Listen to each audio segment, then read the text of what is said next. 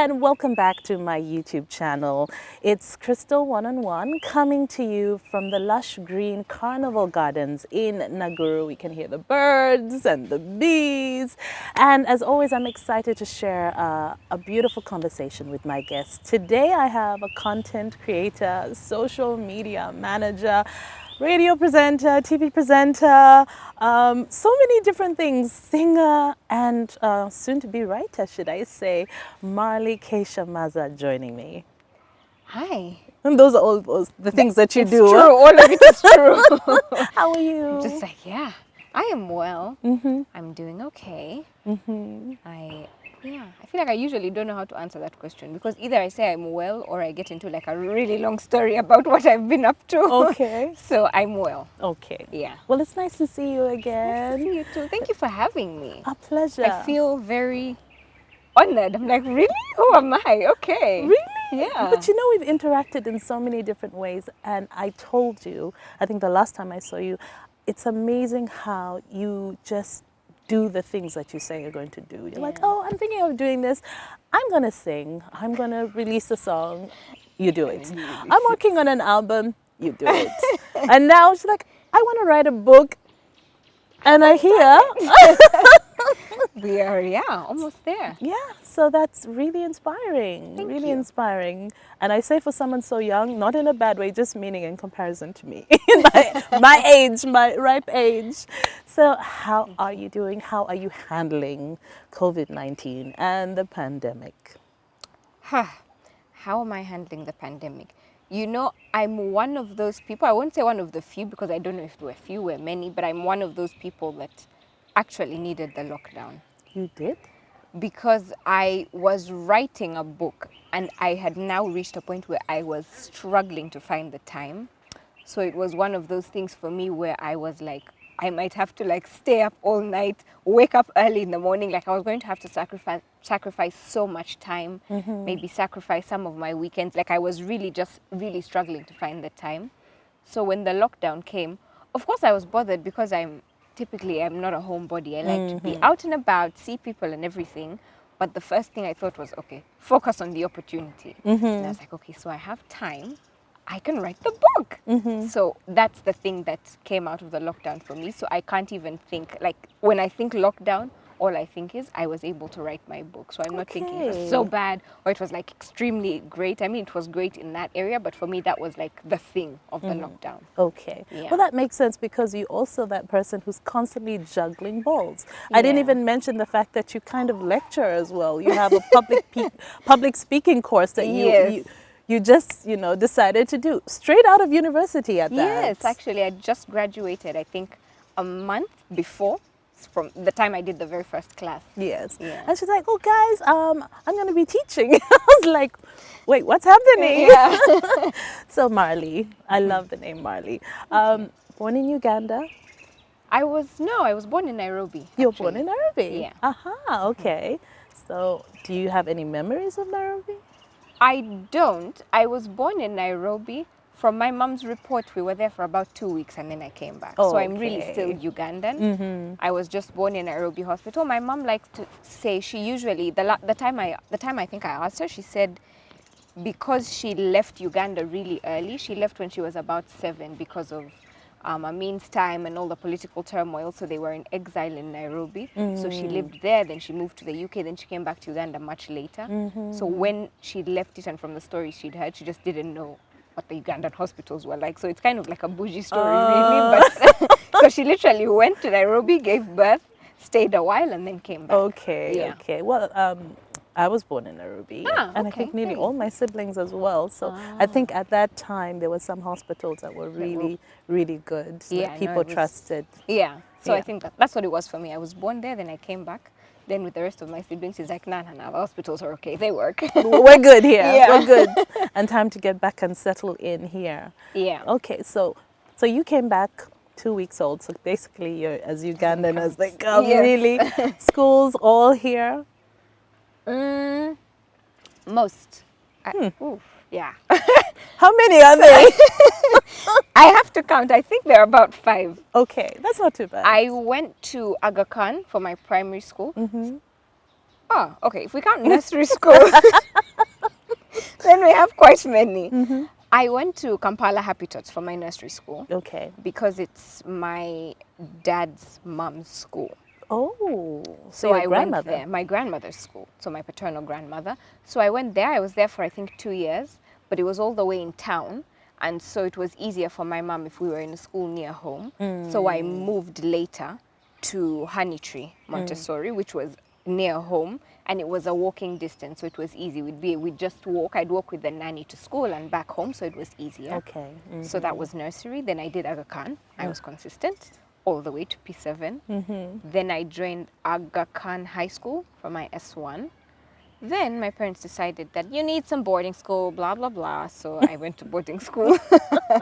I joined Taiba. I finished my O-level. Then I went to Greenstead in Nakuru. That's in Kenya for the first year of my A-level. Oh, okay. Then I came back to Uganda and did Vienna.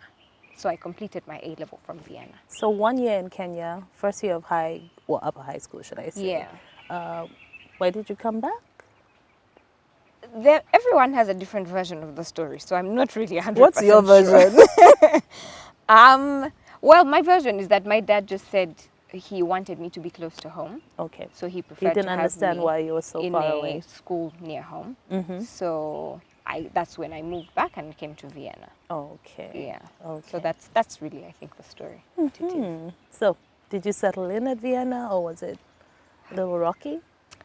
Vienna I enjoyed it eventually. It was difficult in the beginning for me. Okay. It didn't look like it. I think when I joined, I fit in right, really quickly and all of that. But I was struggling just to fit in mentally in my mind for a while. For, I think, a number of reasons. One of the first reasons was the switch.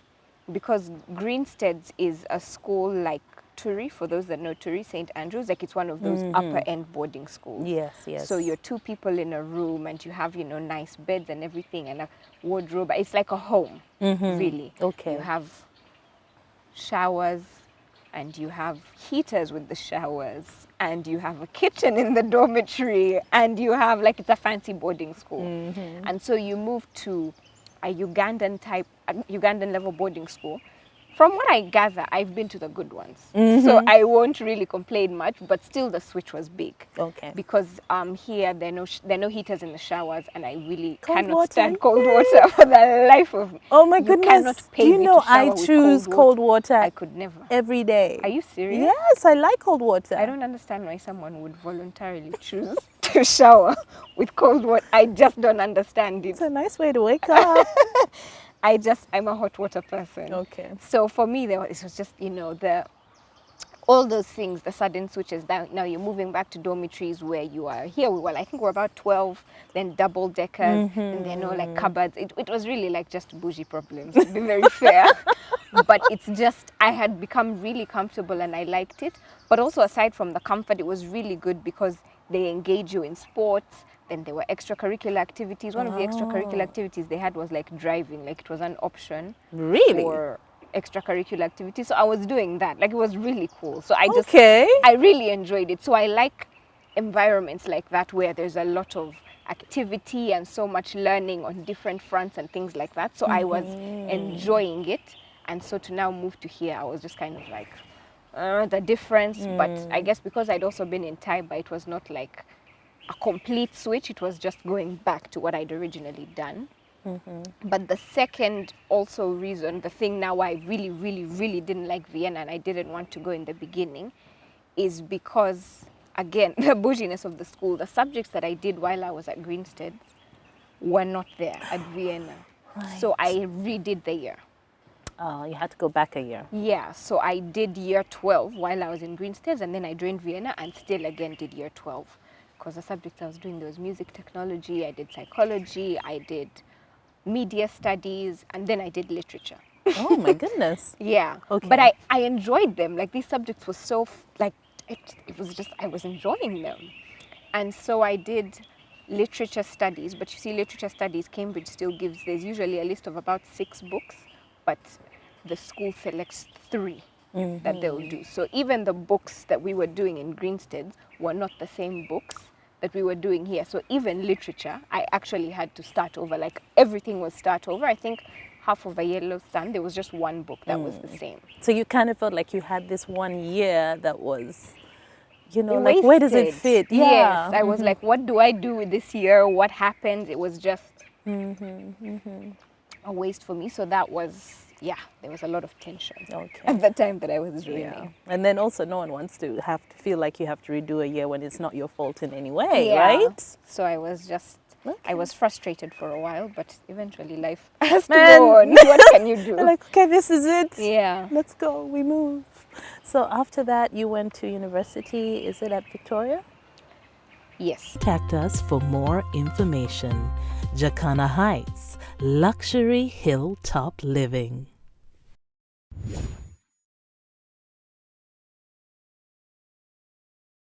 Oh, we move.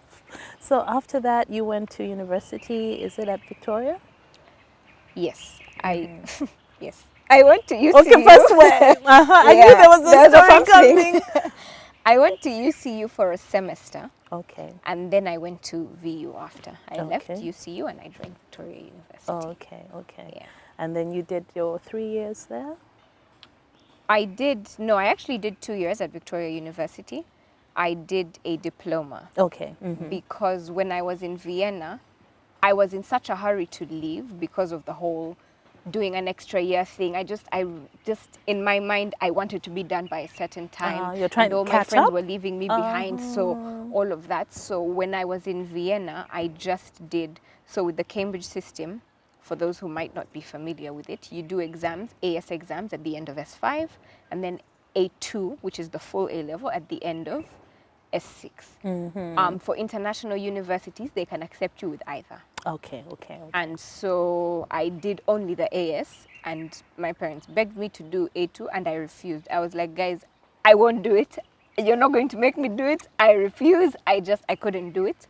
And now I do regret the decision now, but it actually ended up slowing me down. I thought it would make the process quicker, but so I had to do a diploma when I joined instead of the full degree. So that's what I did. I joined the university and I did a diploma. Okay. When you say you regret it now, have you had to go back and kind of try to catch up on that year? I actually, yes, I'm still studying at the moment because even when I joined the university, there were, I think the people that were in the uni at that time were sort of just driven by sales, and not giving you the right advice. Okay. And so I then discovered when I wanted to get my diploma transcript that I was meant to have done a foundation program, not a diploma. I should have done foundation for a year and then I'd have been able to jump into bachelor's degree. So the university, to look out for me, has had to make sure that I do the foundation first before I get my transcript. So is that like another year? It's another year. So I finished my first semester and now we're going to start the second semester, I think, in September. So it's that, I guess when you're young, you make decisions based on the wrong thing. So for me, it was time, and I've ended up losing so much more time in the end when I could have just stayed the extra year. So now I've had to do a diploma, which I didn't even really have to do. Now gone back doing the foundation, and then after that it would now be, okay, now then do we do bachelor's? And then I don't know, am I doing the full 3 years? Like, those are conversations I haven't had with the university yet. So it's like, wow. You could have just done that 1 year. Exactly. You could have done the 1 year. So, yeah. So, yeah, it's interesting. Sometimes you're in a rush, but like you said, you needed the right advice. Yeah. And I think career guidance is something that we need to pay a lot more attention to, looking at the subjects that you're doing, where you want to go, and especially if you're even switching from one curriculum to another. Yeah, these are very important questions, right? I think also for me, it's that I wish I'd listened to my parents and my aunt as they told me, because we had this conversation over and over again, and I didn't hear them out. I was like, you don't understand, that's all I had to say, that you just don't understand. And so now it's like, yeah, I guess you should listen to your parents then, shouldn't you? Have you gone back and had this conversation with them? I actually haven't. I think I should go back and just apologize properly. As I should have listened. I'm sorry. But yeah, so I mean, they know that I'm sort of in this whole long process and everything, but we've not actually had a conversation again about it. So maybe I should. Yeah. Okay, so you're talking about your diploma. Now you should have done a foundation year. What is it you've been studying? You talked about your love for media. Is that what you've been? Yes, I did. So I studied journalism and media studies. Okay, Yeah. all right. So I'm right in my alley. Okay. Yeah. So you finished and literally, like I said, she was like, I am going to do a public speaking course Yeah. at the university. Yeah. How did that even work to go from student to someone setting up a course and actually? Okay, thank you for not using the word lecturer because I'm in opposition to that word. Okay. I don't know why, but so someone gave me the idea while I was still at uni, while we were finishing up, preparing for graduation and all of that. So while I was studying there, I say it like I'm not now, but I don't count this time. Okay. But yeah, so while I was studying there, I served as well. I was on the student senate. Oh. So I had friends in the administration as well as, with the students. Like I was in there. I was social really and knew all the people. And so one of the people I was working with in the marketing team, Elvis, hey, suggested it to me. He just came up with this idea and he said, we do short courses and we like to do, a short course on public speaking and you speak well and I think you should come up with some sort of syllabus, sell it to the university. I know that they'd 100% back you. And I was like, oh, actually, I think that's a good idea. And so I put together something and worked on it and took it to the university. And that's how it started. Oh, that's how that happened. Yeah. Okay. So someone gave me the idea and I took it on and I was like, let's try this thing. Okay. So in terms of your time on radio, because I remember you were doing radio. Yes. And that must have been at the same time you were at the university. Yes, it was. Okay, you were doing, was it like a show in the middle of the week? I was doing a midweek show I did it for about 2 months while I was training because the person training me was doing an evening drive show. Okay, so was that an internship? Yes, it was an internship. Okay. So there's a compulsory internship that you do while you're at university. So I did that. But where I did it, they actually have a proper training season for like 2 months. So they take on university students and then they retain the best 2 at the end of it all. So I was retained. Okay. So then I went into training. So the person training me was doing a evening drive show. So I did that for 2 months. Then I was given my own show, which was a weekend show. Okay. So by the time I left, I was doing 2 shows, a Saturday show and a Sunday show. Okay. Yeah. All right. And what about television? I actually haven't done television before. Really? Oh, it's just hosting events? Yes, I've hosted events, which I guess have ended up on TV. Even for me, I think, I'm like, have I not done TV before? Because I feel like I have definitely seen you somewhere on TV. I know. But maybe it's the events that... I've done events. Even while I was at uni, we organized events and things like that. And so we'd get into TV and talk about the events on TV and do shows on TV and things like that. So I think maybe that's what it is that makes people think that I've been on TV. I actually haven't worked like officially for a TV station. Okay, because I think I even remember you were on a talk show panel not too long ago as well.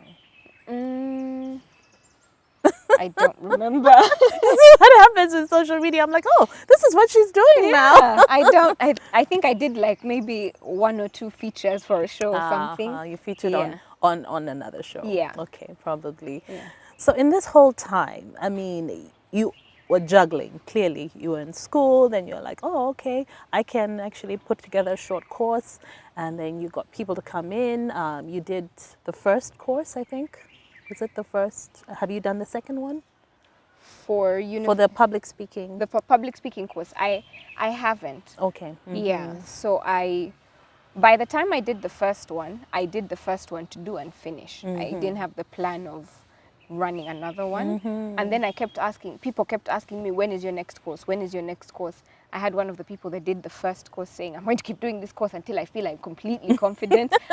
I'm going to keep coming back. And so there was just a lot of demand. And I was like, I think I have to take this thing seriously. But then I didn't do it quick enough. I didn't come up with like a proper clear structure and syllabus, I guess, in good time, and then COVID came.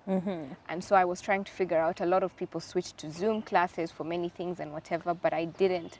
I was reluctant to do Zoom because I feel like part of the value in the class that I was doing was the physical activity, because I'd bring in people as someone is talking. I'd be like, at some point during this course, random strangers will walk in, and then I'd like pay my friends to come sit in the class or whatever. And then, you know, you're talking, and then there's like a person you don't know sitting in the class, and you're like, what do I do? And I'm like, you have to learn to speak in front of people you don't know. And so I think because I couldn't think of how to apply that to Zoom, I'm still sort of waiting for COVID to leave us alone. Put a lot of things on hold. So yeah, that's one of those that's just sort of on hold until the whole COVID season is over, but I have like a good plan for when it's over. Okay. So we've talked about the media side, but then you also are part of an online business, or if I remember, even a couple of online businesses. Yes. She jumped into many different things. Yeah, so many Wasn't things. there events management at some point, or? Oh yes, yeah. So there was events management, but I left that one. Okay. I put that aside because I don't know, in terms of structure, figuring it out, I sort of enjoy doing events, but not really. But then also I was doing so many things At the same time, and they were all startups at the same time. So I was not giving my best. Okay. Because this is starting up, you're trying to make it work. This is starting up, you're trying to make it work. So I put that on the side for a while. So now I'm just doing two. The businesses I have, I do clothes and then a social media business. Okay. So online marketing and brand management, account management, and all of that. Yeah. So for the online clothing store, yes, how long has that been running? It's been running. We started in 2018. I have a business partner, Peggy, and we started in 2018. It was going well. 2019, it was going well. And then COVID came, and we haven't picked it up yet since COVID. We've attempted to, actually. Is it you got busy, or just the access to the clothes? It was the access to the clothes in the beginning, because we were shopping. We do secondhand clothes, and we were shopping like deep downtown, and we were in a lockdown for about 3 months. Yeah. So we were not able to go deep downtown, and then we took a while to figure out where to find clothes and all of that. And then so we both ended up getting engaged in other things. So it's now no longer the thing that's at the top of your mind. So that's the thing that has sort of slowed it down now. Okay. We're trying to get back into it, but it's that thing of you really have to stay in someone's mind, because when you're not in someone's mind, they forget about you. Yes.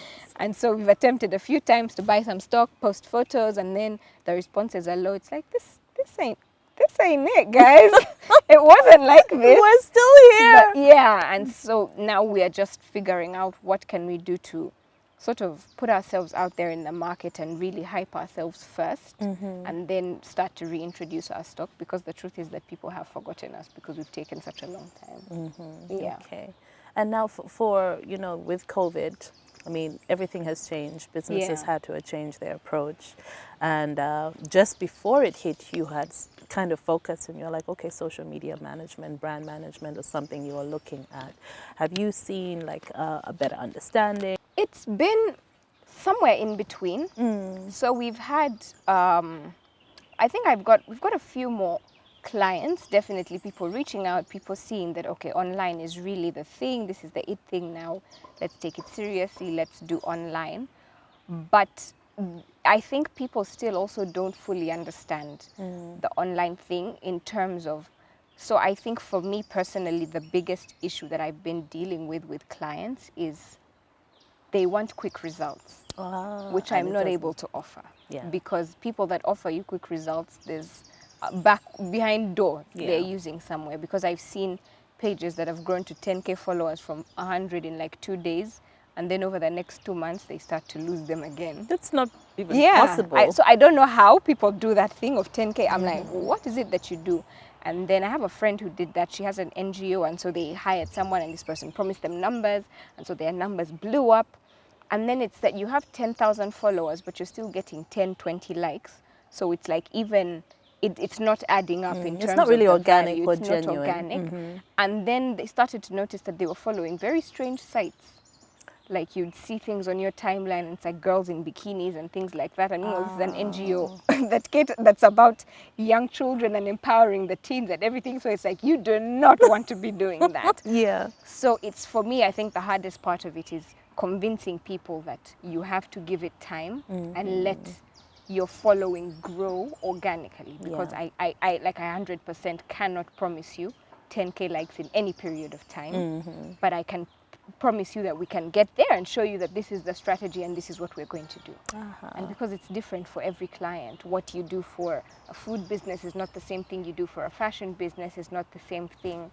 So it's, but we're getting there. But so we do have quite a number of people coming, but not all of them stay, because after 2 months it's like, oh, my following hasn't grown by 10,000 people, or I don't know. There's like an obsession with like 10K. Yeah. And I'm like, guys. There's an obsession with numbers generally Yeah. on social media, Yes. which can be a good thing, but also a bad thing. Yeah.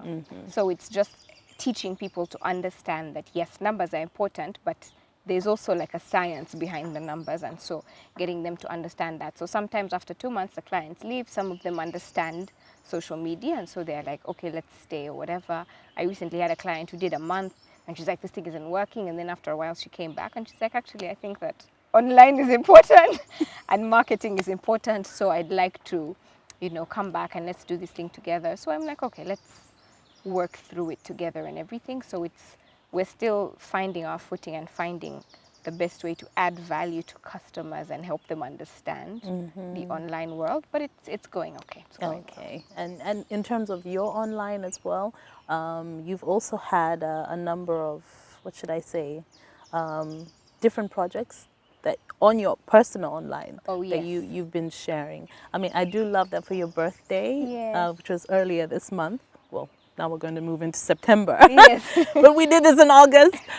Your birthday, you decided to give back. Yes. Is that something you've done for past birthdays or? It's not. Okay, so this is the So first this time. is the first. This birthday has been different. I would redo some things. I didn't. So I like being celebrated, truthfully. But this year I was like, no, let me do something. Let me give back. So I didn't focus so much on like the celebration aspect of it or whatever.